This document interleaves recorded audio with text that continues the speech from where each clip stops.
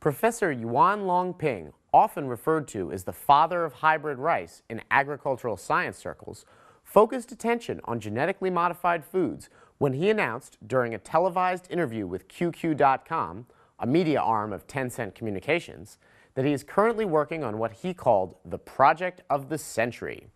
It's a joint effort between Yuan and the Hunan Hybrid Rice Research Center. The scientists are experimenting with crossing genes from rice and corn to develop a grain with improved photosynthetic efficiency. The project may eventually yield a new grain that will be able to process energy from the sun at an efficiency level of 50%. Yuan's expertise in the agricultural field of science is hard to dispute. So, many Weibo users who are suspicious of genetically modified foods were stirred when he promised that his own research was safe and pointed out that Chinese consumers already eat large amounts of genetically modified foods. As you'll see, netizens' comments range from praise to nationalism to deep concern about personal safety. Let's hear what they have to say.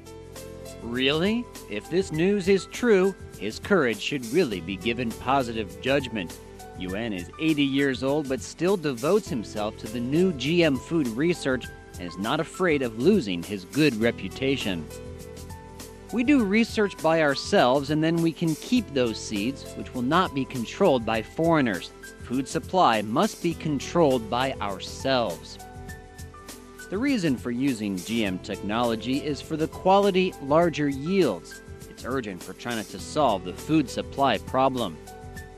This old guy started to do something bad by relying on the reputation he accumulated by the first half of his life. People are not afraid of eating GM food, but afraid of eating something not to be confirmed healthy. China's recent food monitoring system cannot even ensure the safety of milk, not to mention others.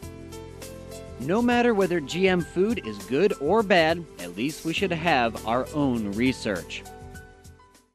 Unfortunately for the commenters, Yuan reminded Chinese consumers that they are already eating large amounts of genetically modified foods, many of which were even imported from the United States. Yuan notes that genetically modified foods will be with us for the foreseeable future as the world tries to feed a growing population with an increasingly fragile and scarce arable land. The question left open for consumers and policymakers is whether the advances of science will be applied safely and in a manner that is environmentally and socially responsible.